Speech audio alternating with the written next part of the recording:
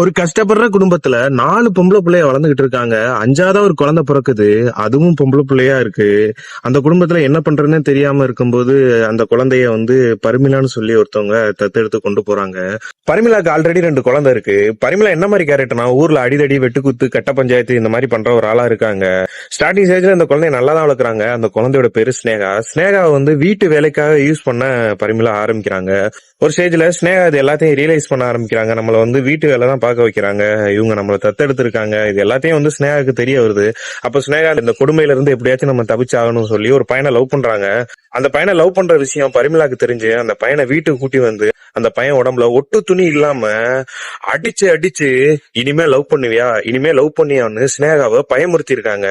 அதுக்கப்புறம் நம்மனால யார் வாழ்க்கையும் வீணாக கூடாதுன்னு ஸ்னேகா அவங்களுக்கு ஒரு அடிமையா தான் வாழ்ந்துகிட்டு இருக்காங்க. அதுக்கப்புறம் பரிமிளாவே ஒரு கல்யாணம் பண்ணி வைக்கணும்னு சொல்லி ஸ்னேகாக்கு ஒரு மாப்பிள்ளை பார்த்து கல்யாணம் பண்ணி வைக்கிறாங்க. கல்யாணம் பண்றதுக்கு முன்னாடி ஸ்னேகா அந்த பையன்ட்ட இந்த மாதிரி என்னை கல்யாணம் பண்ணா உன்னோட வாழ்க்கை வீணா போயிரும், இதோட போயிருன்னு சொல்லுது. அதுக்கப்புறம் மேரேஜ் ஆகுது. மேரேஜ் ஆகும்போது அந்த பொண்ணு அந்த பையன்ட்ட எக்காரணத்தை கொண்டும் என்னை விட்டு நீ போயிடவே கூடாது, என்ன பிரச்சனை வந்தாலும் என்னை விட்டு போயிடக்கூடாதுன்னு ஒரு சத்தியம் வாங்குது. இந்த பையனும் ஓகேன்னு சொல்லி சத்தியம் பண்ணிடுறான். அதுக்கப்புறம் ஒரு வருஷம் சந்தோஷமா வாழ்றாங்க. அந்த பையனுக்கும் ஸ்னேகாக்கும் ஒரு குழந்தை பிறக்குது. அதுக்கப்புறம் திடீர்னு ஒரு நாள் பரிமளா பொண்ணு அங்க வீட்டுக்கு கூட்டி போறோம்னு சொல்லி கூட்டி போறாங்க. இந்த பையன் ஏன் என்ன ரீசன் கேட்கும்போது எதுவுமே சொல்லாம கூட்டி போறாங்க. பரிமளா ஸ்னேகா வீட்டுக்கு போய் டார்ச்சருக்கு மேல டார்ச்சர் பண்ணி கொடுமைப்படுத்திட்டு இருக்காங்க. இந்த விஷயம் எல்லாத்தையும் தெரிஞ்சுக்கிட்டு இந்த பையன் ரொம்ப கோவத்தோட வீட்டுக்கு பரிமளா வீட்டுல இருக்க எல்லாரையும் அடிச்சு போட்டு ஸ்னேகாவை கூட்டி போலாம். ஸ்னேகா எங்கன்னு தேடும் போது ஸ்னேகாவோட குழந்தை மட்டும் தான் இருக்கு. எங்க ஸ்னேகான்னு பரிமளாட்ட கேட்கும்போது அவ ரொம்ப சேட்டை பண்ணிட்டு இருந்தா, அவளை மெண்டல் ஹாஸ்பிட்டல் சேர்த்துட்டு பரிமளா சொல்றாங்க. அதுக்கப்புறம் அந்த பையன் அந்த குழந்தைய தூக்கிட்டு வீட்டுக்கு வரான். வீட்டுக்கு ஒரு போலீஸ் கம்ப்ளைண்ட் கொடுக்குறான். போலீஸ் கம்ப்ளைண்ட் கொடுக்கும்போது அவங்க ஏரியால அதை பெருசா எடுத்துக்க மாட்டேன்னு சொல்றாங்க. ஏன்னா பரிமளாக்கு இன்ஃபுளுன்ஸ் நிறைய இருக்கனால அதை பெருசா எடுத்துக்க மாட்டேன்னு சொல்றாங்க.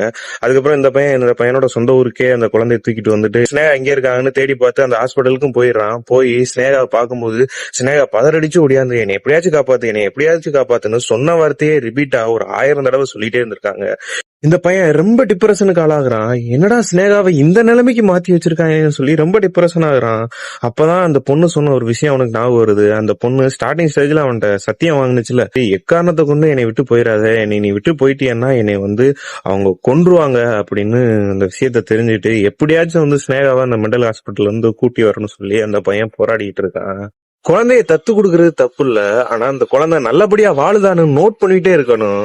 இது 4 ஆண் குழந்தைய வளர்ற வீட்டுல 5ஆவதா ஒரு ஆண் குழந்தை பிறக்குதுன்னா தத்து கொடுப்பீங்களா?